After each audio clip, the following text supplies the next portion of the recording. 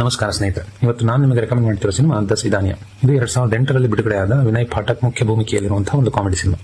ಈ ಸಿನಿಮಾ 2007ರ American cinema the bucket list ನಿಂದ ಪ್ರೇರಿತವಾಗಿದೆ. ಚಿತ್ರ ಹಾಸ್ಯದ ಶೈಲಿಯಲ್ಲಿದ್ದು ಕೆಲವೊಂದು ಕಡೆ ನಮ್ಮನ್ನ ಎಮೋಷನಲ್ ಮಾಡೋದು ಖಂಡಿತ. ಇನ್ನು ಚಿತ್ರದ ಕಥೆಯ ವಿಷಯಕ್ಕೆ ಬರೋದಾದ್ರೆ, ಅಮರ್ ಕೌಲ್ ಇವನಿಗೆ 37 ವರ್ಷ, ಆದ್ರೂ ಮದುವೆ ಆಗದೆ ತುಂಬಾ ಬೋರಿಂಗ್ ಲೈಫ್ ಲೀಡ್ ಮಾಡ್ತಾ ತನ್ನ ತಾಯಿಯ ಜೊತೆ ಜೀವನ ಸಾಗಿಸ್ತಾ ಇರ್ತಾನೆ. ಯಾವುದೇ ಉತ್ಸಾಹ ಇಲ್ಲದ, ಯಾರ ಜೊತೆ ಅತಿಯಾಗಿ ಸೇರದ, ತಾನಾಯ್ತು ತನ್ನ ಕೆಲಸ ಆಯ್ತು ಅಂತ ಒಂದು ಫಾರ್ಮಸ್ಯೂಟಿಕಲ್ ಕಂಪನಿಯಲ್ಲಿ ಅಕೌಂಟ್ಸ್ ಮ್ಯಾನೇಜರ್ ಆಗಿ ಕೆಲಸ ಮಾಡ್ತಿರ್ತಾನೆ.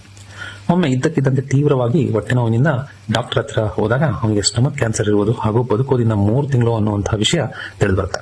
ಮುಂದೆ ಏನಾಗುತ್ತೆ, ಇದೇ ಕೊರಕ ಮೇಲೆ ಸಾಯ್ತಾನ, 10 things to do before you die, ಈ ಲಿಸ್ಟ್ ಅನ್ನು ಯಾಕೆ ಮಾಡ್ತಾನೆ, ಏನೇನಿರುತ್ತೆ ಆ ಲಿಸ್ಟ್ ನಲ್ಲಿ ಅನ್ನೋದು ಈ ಚಿತ್ರದ ಸಾರಾಂಶ. ನೋಡಿಲ್ಲ ಅಂದ್ರೆ ಒಮ್ಮೆ ನೋಡಿ, ಖಂಡಿತ ಇಷ್ಟ ಆಗುತ್ತೆ.